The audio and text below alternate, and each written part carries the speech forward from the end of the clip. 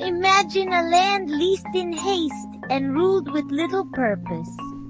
A rocky outpost on China's northern coast, claimed by Britain not to govern but to compete.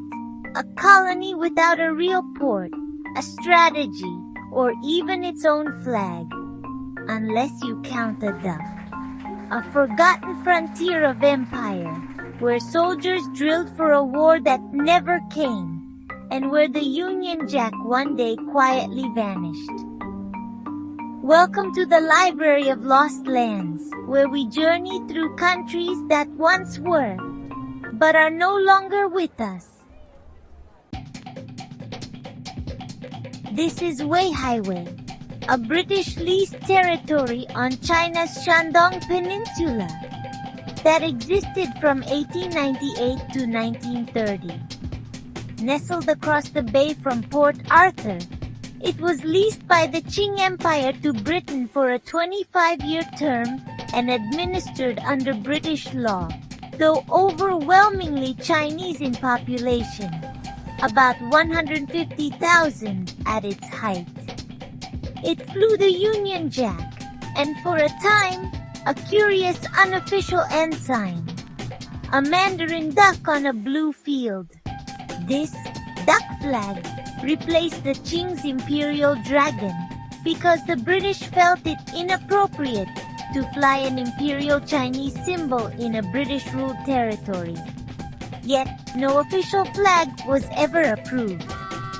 Weihaiwei was a colony in name only, and its symbols were just as ambiguous. Weihaiwei emerged during a late 19th century land grab, when Western powers scrambled to carve spheres of influence from a weakening Qing dynasty. After Japan seized Port Arthur in 1895, Britain grew alarmed. To counterbalance Russian and Japanese presence, it demanded a lease for a comparable naval base. So in 1898, China granted Britain a 25-year lease over Weihaiwei, just after Germany took Jiaozhou Bay and Russia moved into Port Arthur. Britain claimed it needed a summer anchorage for its North China Squadron. But in truth, Weihaiwei was more about preventing rivals from getting it than using it meaningfully themselves. Despite its vagueness, British rule brought order and a form of legal modernization. Though administered from afar, often by commissioners also posted in Hong Kong, it saw the appointment of civil governors like Sir Reginald Johnston, best known as the tutor to China's last emperor, Puyi. Weihaiwei was clean and well managed. It had British-style courts and a small constabulary. It never became the bustling port some envisioned, but for the Royal Navy, it was a summer harbor with calm seas and a mild climate, ideal for convalescent troops. British sailors loved Weihaiwei with its cooler climate, relaxed life, and pleasures of distraction.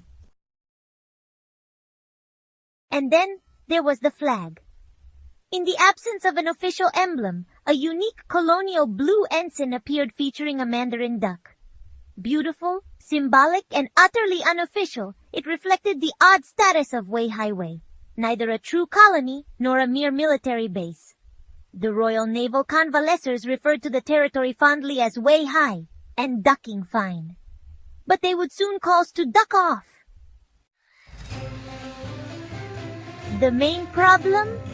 Strategic irrelevance. Unlike Hong Kong or Singapore, Weihaiwei had no major port infrastructure, no railway link, and limited trade. Its harbor was only suitable in summer, and its proximity to Japanese and Russian interests made it geopolitically fragile. Britain never invested heavily, partly because it wasn't sure it would stay. Its original purpose, as a counterweight to Russia in Port Arthur, vanished when Japan defeated Russia in 1905, making the Japanese the new naval power in East Asia. By the 1920s, Even the British Foreign Office saw Weihaiwei as a colonial oddity. By 1927, London began discussions to return the territory. A peaceful agreement with the Republic of China led to Weihaiwei's formal handover in 1930 as a special administrative region, though Britain kept control of the bay itself until 1935, allowing the Royal Navy a slow withdrawal. No war, no uprising, no independence movement. Weihaiwei was quietly folded back into Chinese sovereignty. Its last commissioner packed up. The Union Jack came down, and the duck flag went extinct. Today, Weihai is a thriving coastal city, known for its seafood, beaches, and proximity to Korea. Most colonial-era buildings are gone or repurposed, but some relics of British presence, like the Commissioner's residence, still survive. There are no statues of Queen Victoria, no visible Union Jacks. But among vexillologists and historians, Weihaiwei's duck flag has achieved near mythical status, an emblem of imperial improvisation and geopolitical ambiguity. Weihaiwei left behind no independence movement, no anthem, no martyrs. But it stands as a curious reminder that even great empires sometimes grab land not to use it, but to stop others from doing so. Weihaiwei was empire at its most uncertain, a placeholder on a map, governed more by habit than by strategy. And when its time ran out, few noticed.